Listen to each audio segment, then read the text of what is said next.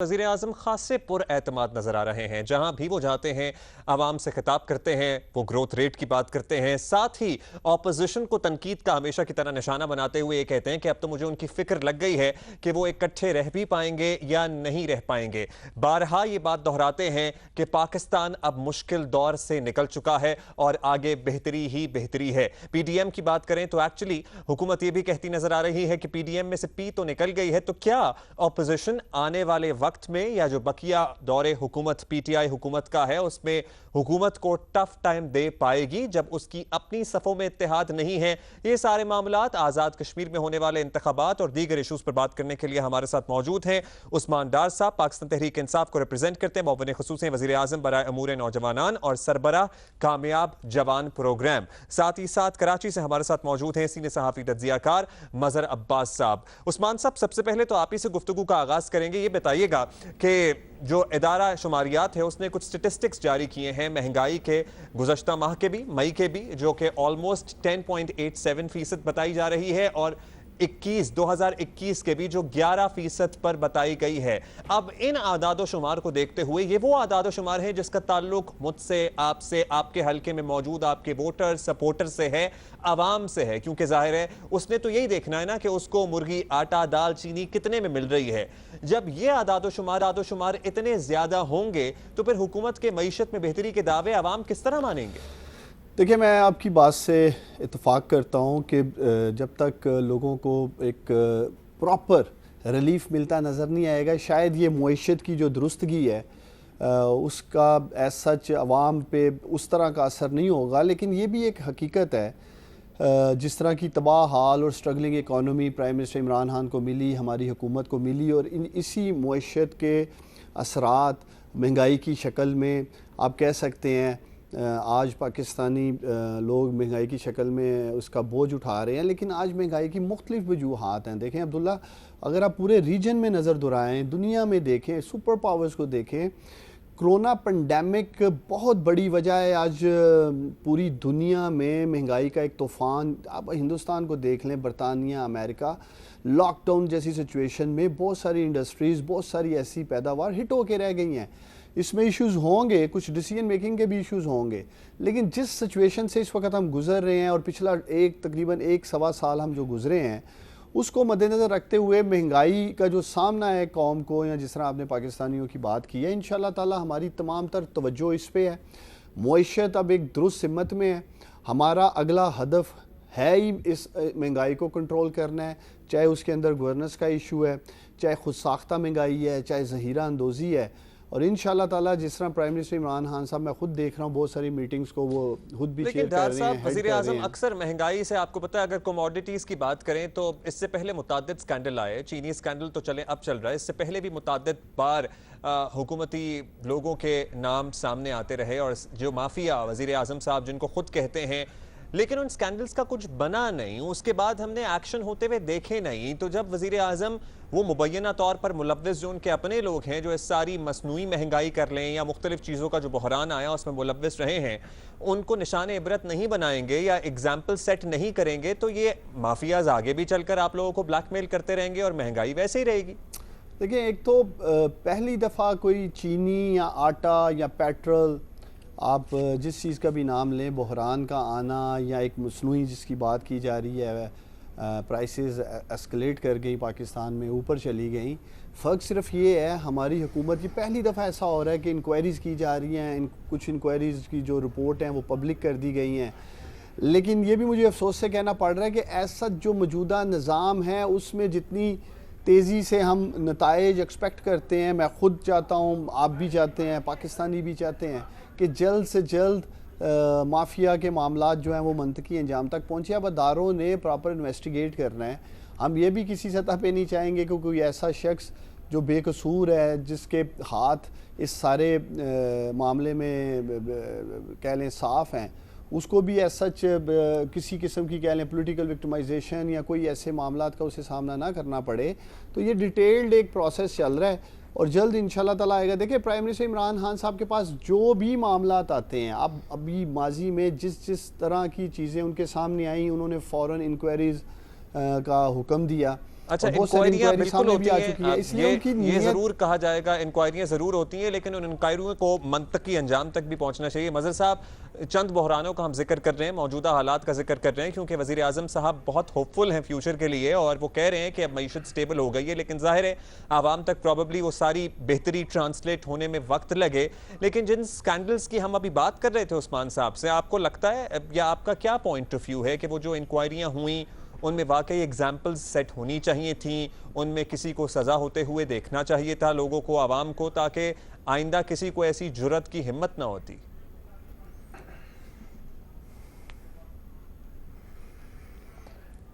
शुक्रिया अब्दुल्ला, बड़े अजीब अंदाज में आपसे मुलाकात हो रही है। अगर आप इजाज़त दें तो मैं 2 शेर पढ़ना चाहता हूँ। बड़ी रौनक थी इस घर में, इरशाद।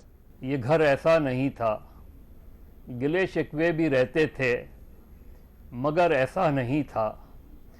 जहाँ कुछ शीरी बातें थीं वहाँ कुछ तल्ख बातें थीं, मगर उन तल्ख बातों का असर ऐसा नहीं था। जहां तक आपकी इस बात का ताल्लुक है, देखिए आपकी तो मेरे से अजीब अंदाज में मुलाकात हो रही है, ये सारा मामला मेरे लिए भी बहुत अजीब व गरीब है। देखिए, वजीर आज़म जब 2018 में इलेक्शन जीत के उनकी हुकूमत बनी थी तो उस वक्त उन्होंने बहुत से वादे किए थे, उन्होंने बहुत सी बातें की थी, उन्होंने लोगों की उम्मीदें बहुत बढ़ाई थीं। उन्होंने ये कहा था कि 6 महीने में वो बहुत कुछ तब्दील कर देंगे। उन्होंने बहुत सी माशी पॉलिसी, दूसरी पॉलिसीज़, बहुत पॉलिसीज़ का जिक्र किया था और उन्होंने कहा था कि हमारी टीमें तैयार हैं। उन्हीं में से एक बात उन्होंने ये भी की थी कि मैं इजहार राय को यकीनी बनाऊंगा। उन्होंने ये बात भी की थी कि मैं मिनिस्ट्री ऑफ इंफॉर्मेशन और पीटीवी को बीबीसी मॉडल पे रन करने की कोशिश करूंगा। लेकिन आज हो क्या रहा है? अब ये जो मीडिया डेवलपमेंट अथॉरिटी ऑर्डिनेंस लाया जा रहा है, ये इजहार राय की आज़ादी को सल्ब करने की सबसे बदतरीन मिसाल हो सकती है। और मैं इस पर बैठ के बात कर सकता हूं। मैं फवाद चौधरी साहब से मैंने ये कहा भी था, इससे पहले भी पाकिस्तान जब वो पहले मरतबा मिनिस्टर ऑफ इंफॉर्मेशन बने थे तब भी उन्होंने ये बात की थी, तब भी उन्होंने ऐसी बात की थी कि पाकिस्तान मीडिया अथॉरिटी। लेकिन मैं उससे हट के मैं सिर्फ ये कहता हूं कि वज़ीर आज़म इंश्योर करें आज़ादी इजहार को, यकीनी बनाएं आज़ादी इजहार को। वो क्रिकेट के ज़माने से वो स्क्रीन के बहुत बड़े हीरो हैं, 50 साल से वो स्क्रीन पर हैं, वो क्रिकेटिंग हीरो हैं। वो उन्होंने शौकत खानम के लिए बेशुमार काम किया है, सियासत में आके उन्होंने वो बहुत ऊपर गए हैं, आज मुल्क के वज़ीर आज़म हैं। और जब हम इदारे बनाते किसी से ढकी छुपी नहीं है कि वज़ीर आज़म को यहाँ तक पहुँचाने में इस प्राइवेट मीडिया का बहुत अहम किरदार रहा है, सोशल मीडिया का बहुत अहम किरदार रहा है। ये बात तो पीटीआई खुद भी मोतरफ है इसकी,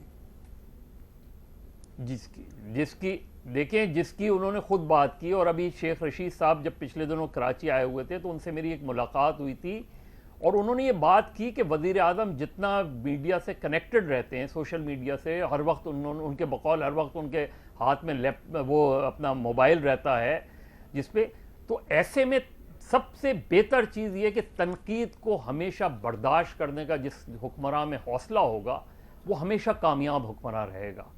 और वो आने वाले वो कामयाब होगा। चले भी आने वाले वक्तों you message have come across through this platform. Mazhar sahab और फवाद चौधरी साहब का, सलीम साफ़ी साहब को इंटरव्यू भी हमने सुना था, वो कह रहे हैं जी गुंजाइश मौजूद है इसमें बेहतरी की, ज़रा सजेशंस दें। तो कुछ सजेशंस होपफुली मीडिया नुमाइंदगान से भी वो लेंगे, जो वो लेंगे और उनको अकोमोडेट भी किया जाएगा। BMDA ऑर्डिनेंस की जो बात करें, लेकिन अभी ज़रा हम महंगाई की तरफ दोबारा आते हैं। आपको लगता है कि जो हुकूमती आदाद शुमार हैं, जो दावे हैं, वो आम आदमी तक ट्रांसलेट हो पा रहे हैं या आम आदमी उस पर यकीन करने की पोजीशन में है इस वक्त? देखिए, मैं आपको बताऊं, उस्मान, हमारे PTI में बहुत से जो नौजवान हैं वो बहुत अच्छा काम कर रहे हैं।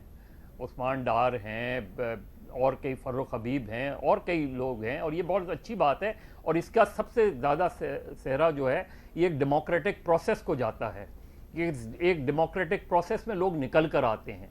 लेकिन जहाँ तक महंगाई का ताल्लुक़ है, देखिए जो महंगाई जो हमें इकोनॉमिक इंडिकेटर्स मिलते हैं वो भले बहुत पॉजिटिव हों, और वो हैं पॉजिटिव नज़र आते हैं, लेकिन उसके ट्रिकल डाउन इफेक्ट्स नहीं आ रहे। ये कहा जा रहा है कि जी 1-1.5 साल में, आपको चैलेंज करके कहता हूं कि दवाओं की कीमतें कम नहीं होंगी।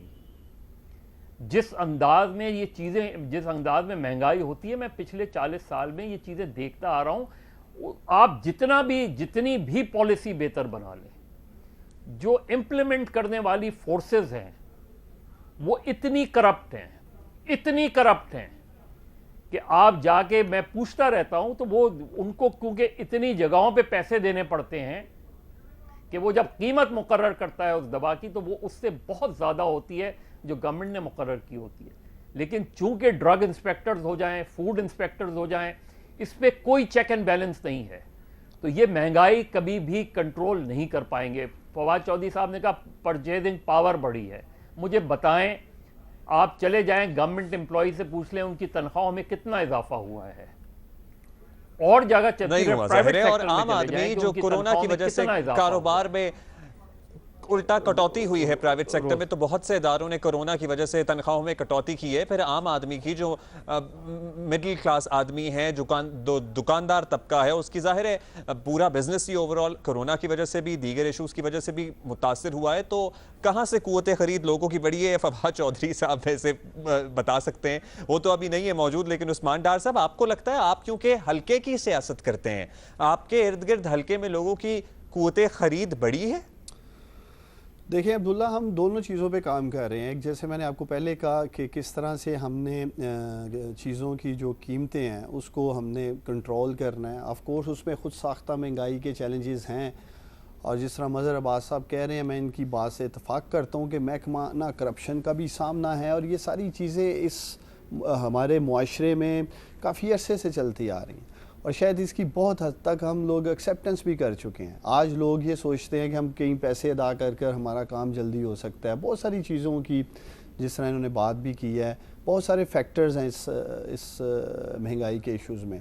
लेकिन जहाँ तक आप बाइंग पावर की बात करें, देखिए मैं आपको 1-2 एग्जांपल्स दे सकता हूँ। अगर आज आपकी फॉरेन रेमिटेंस 5.1 अरब डॉलर से अल्हम्दुलिल्लाह एडिशनल आ रही हैं, तो ये 750-800 अरब रुपया जो आपको बाहर से आया है, आपकी इकोनॉमी में आया है, लोगों के हाथों में आया है। इसी तरह एग्रीकल्चरल क्रॉप्स आपकी माशाल्लाह बम्पर क्रॉप्स थी।